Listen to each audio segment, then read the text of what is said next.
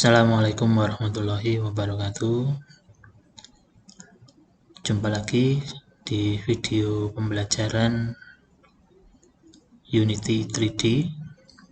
Kali ini saya akan membahas tentang fungsi di dalam sebuah pemrograman. Di video terakhir kita sudah bisa membuat script untuk menggerakkan objek cube yang kita miliki. Jadi kemarin kita sudah membuat script untuk cube. Kalau dibuka seperti ini, dengan menambahkan satu baris yaitu transform.translate 0,0,0.1, maka cube yang kita sudah tambahkan script ini bisa bergerak ke arah sumbu Z dengan kecepatan 0,1 per frame. Nah, jika diperhatikan, di sini ada beberapa fungsi yang digunakan. Jadi fungsi dalam pemrograman itu gunanya adalah sebagai bagian dari program yang memiliki tujuan tertentu. Jadi di sini ada dua fungsi, ada start, ada update. Jadi dua fungsi ini punya fungsi yang berbeda.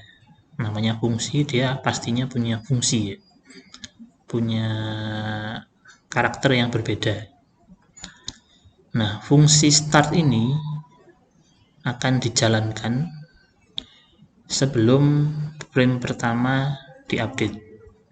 Jadi dia akan dipanggil sebelum frame pertama dimulai. Jadi ketika start, program dijalankan, fungsi pertama yang dijalankan adalah fungsi start. Baru setelah fungsi start dijalankan, frame pertama di-update. Nah, fungsi yang kedua adalah fungsi update. Fungsi ini dipanggil satu kali per frame. Jadi kalau Anda sering bermain game, pasti sudah familiar dengan istilah FPS, frame per second. Nah, fungsi update ini akan dipanggil setiap FPS, setiap framenya. Jadi kalau game Anda berjalan di 60 FPS, maka fungsi update ini akan dijalankan 60 kali per second atau per detik. Jadi sangat cepat. Nah, mengapa baris program yang kita buat di video sebelumnya masuk di fungsi update? Karena kita ingin baris program ini dijalankan setiap frame. Jadi setiap frame objek kubus akan bergerak sebesar 0,1 ke arah sumbu Z. Beda jika kita meletakkan baris ini ke fungsi start. Kita akan coba supaya tahu bedanya ya. Ketika kita jalankan, nah, kalau kita perhatikan dengan detail, fungsi start tadi hanya dijalankan satu kali di awal sebelum frame diupdate. Otomatis dia hanya berjalan satu kali. Objek cube hanya akan bergerak satu kali sebesar 0,1. Oke, supaya kelihatan kita coba besarkan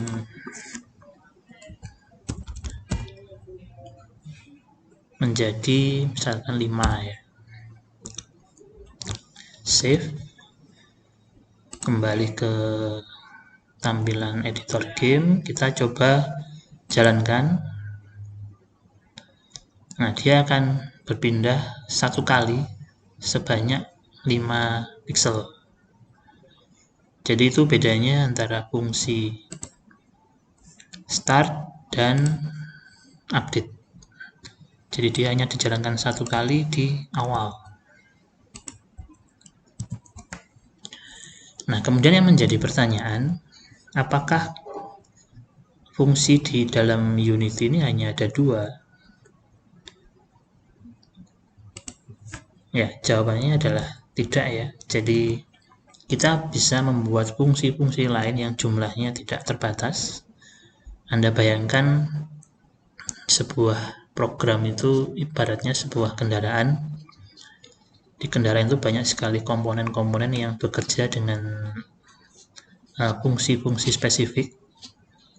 Misalkan fungsi untuk mengatur pergerakan arah kiri kanan itu diatur oleh kemudi, sistem kemudi, mulai dari setir sampai ke rodanya. Kemudian ada juga yang mengatur kecepatan, itu nanti diatur oleh fungsi yang lain ya. Jadi semua fungsi nanti akan membentuk satu kesatuan sebuah kendaraan. Demikian juga sebuah program, satu program itu akan dibagi menjadi banyak sekali fungsi-fungsi spesifik. Di sini yang diberikan secara default hanya ada 2, yaitu start dan update saja. Misalkan kita ingin membuat fungsi baru, berarti tinggal Anda tambahkan di bawah void. Misalkan kita membuat fungsi untuk gerak maju, seperti ini. Jadi cara penulisan fungsi, kita ketik void, kemudian nama fungsinya, kemudian nanti ada kurung buka dan kurung tutup. Ini untuk mengisi parameter. Parameter itu semacam variabel yang spesifik untuk fungsi tadi. Kita kosongi dulu, jadi kurung buka dan kurung tutup kosong. Baru ada kurung kurawa ini, buka dan tutup. Ini harus sepasang ya. Nah, kita sudah bisa membuat satu fungsi baru, yaitu fungsi yang bernama maju atau void maju. Kita rencanakan fungsi ini untuk mengatur gerakan objek yang bergerak ke arah depan. Nah, bagaimana agar fungsi ini bisa dijalankan? Kita harus menambahkan baris program sama seperti fungsi-fungsi yang lain. Jadi kita harus tambahkan baris program supaya fungsi ini bisa digunakan. Kita pindah saja yang ada di fungsi update. Kita pindah ke fungsi maju. Kecepatannya kita atur supaya tidak terlalu cepat. Ya, seperti ini. Jadi fungsi maju sudah kita tambahkan baris program yang nanti akan membuat objek bergerak ke arah depan. Depan itu kita anggap sumbu Z positif. Kita save. Kemudian kita coba jalankan apakah ada perubahan di dalam gamenya. Kita coba jalankan.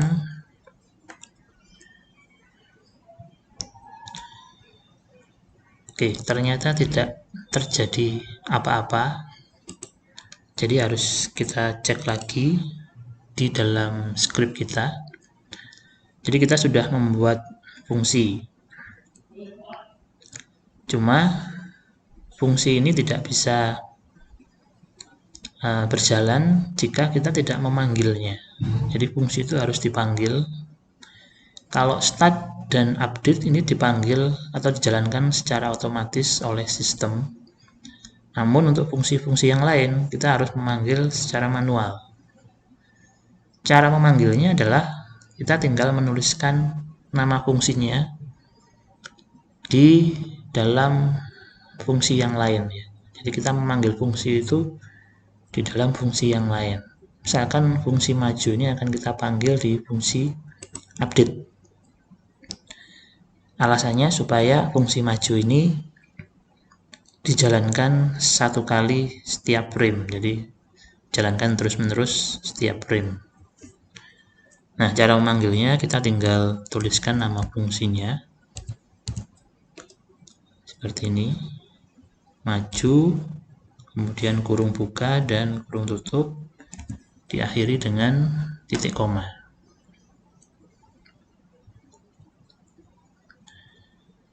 Oke, kita save, Ctrl S, kembali ke editor game, kita coba jalankan. Ya, jadi sudah berfungsi. Fungsi maju tadi kita panggil, atau void maju tadi kita panggil di dalam void update, sehingga void maju ini dipanggil atau dijalankan secara terus-menerus setiap frame, jadi satu kali per frame.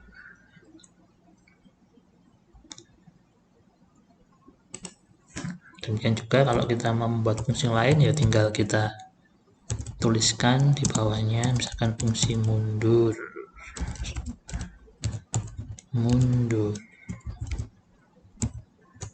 Oke. Jadi jumlah fungsi tidak dibatasi, asalkan nama fungsinya tidak boleh sama dengan fungsi yang lain. Jadi nama fungsi juga tidak ada batasan. Nah, kemudian tadi ada yang namanya parameter.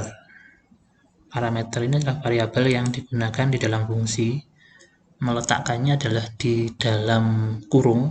Setelah fungsi ini ada sebuah kurung yang bisa kita isi dengan sebuah atau lebih dari, bisa kita isi dengan satu atau lebih dari satu parameter.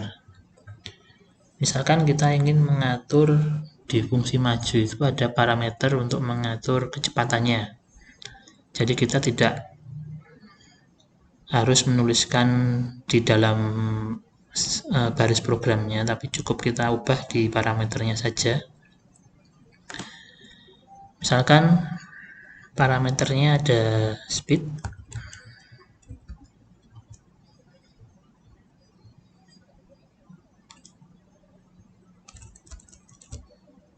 ya. Jadi untuk menuliskan parameter kita definisikan dulu tipe datanya. Tipe datanya adalah float. Float itu adalah tipe data untuk pecahan. Setelah tipe data, kita tentukan nama parameternya. Misalkan kecepatan, seperti ini. Jadi di fungsi maju ini ada satu parameter, jenisnya float, kemudian nama parameternya adalah kecepatan. Nah, nanti kita tinggal mengganti nilai dari kecepatan ini supaya kita tidak harus mengganti di sini ya. Ini kita ubah menjadi parameter kecepatan. Jadi penggunaan parameter bisa langsung digunakan di dalam baris program seperti ini. Nah, ketika sebuah fungsi sudah memiliki parameter, ketika dia dipanggil, void maju ini kita harus memasukkan nilai parameternya. Karena dia tipenya float, maka yang kita masukkan adalah bilangan pecahan ya. Misalkan 0,1 seperti ini.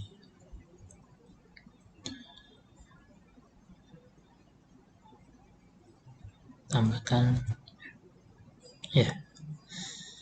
Kita coba simpan, kemudian kembali ke editor, jalankan. Dia bisa bergerak. Prinsipnya sama seperti ketika kita mengatur nilai kecepatan dari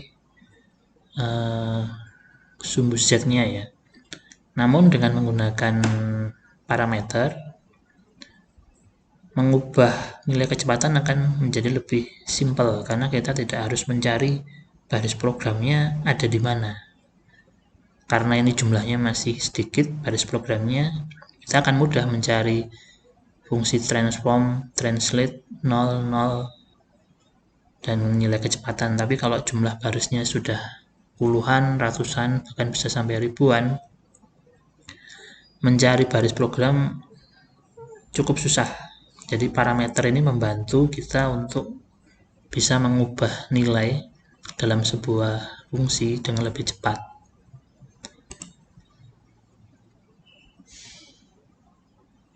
Oke, jadi untuk fungsi yang lain juga sama caranya. Jika menggunakan parameter, maka masukkan di dalam tanda kurung. Jika tidak membutuhkan parameter, dibiarkan kosong. Dan parameter pun bisa dibuat lebih dari satu. Kita berikan contoh. Misalkan untuk gerak maju ini ada dua parameter. Yang pertama kecepatan, yang kedua kita buat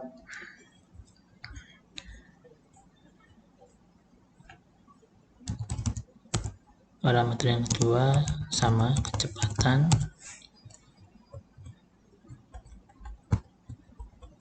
Tapi ini kita rubah, ini yang sumbu X, kecepatan X, ini sumbu Z.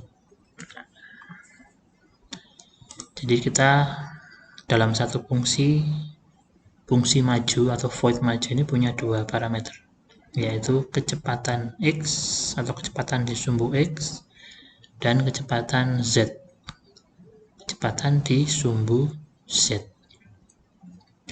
Nah, untuk menggunakan parameter sama, di nilai sumbunya ini, sumbu X, Y, dan Z ya. Jadi ada tiga sumbu X, Y, Z. Kondisi sekarang X-nya 0, Y-nya 0, Z-nya adalah nilai di parameter kecepatan. Nah, ini kita rubah. Yang sumbu X kita masukkan parameter kecepatan X. Yang sumbu Z kita masukkan parameter kecepatan Z.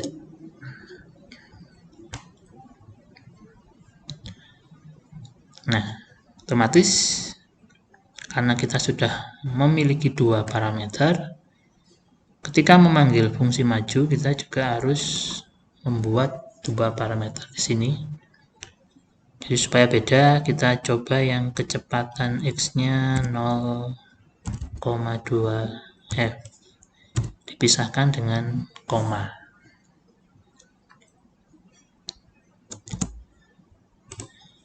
Oke, jadi memanggil fungsi maju, kecepatan X-nya 0,2, kecepatan Z-nya 0,1. Kita save, Ctrl S, kemudian kembali ke editor, kita coba jalankan.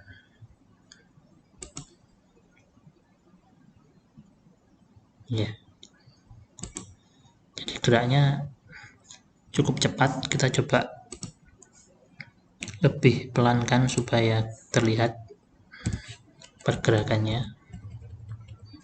Nah, jika seperti ini menggunakan parameter, kita akan lebih cepat untuk mengganti nilainya karena kita tidak harus mencari di mana sih letak baris program untuk menggerakkan kubus tadi ya. Jadi kita tinggal mengganti di pemanggilan fungsinya saja. Oke, kita coba lagi.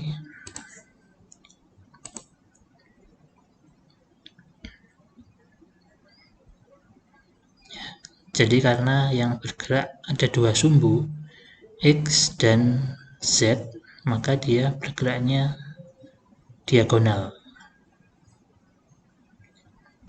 Ke depan sebesar 0,1, Z-nya 0,1. Jadi dia bergerak ke depan sebesar 0,1 dan ke samping kanan sebesar 0,2. Jadi geraknya pasti akan diagonal dan condongnya ke arah kanan karena nilainya lebih besar. Oke.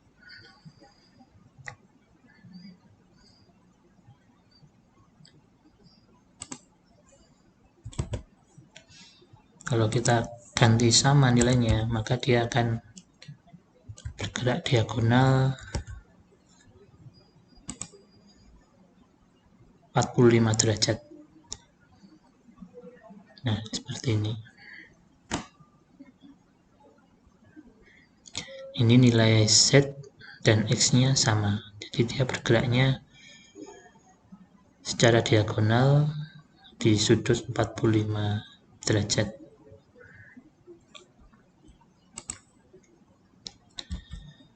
Oke, sekian untuk materi tentang fungsi.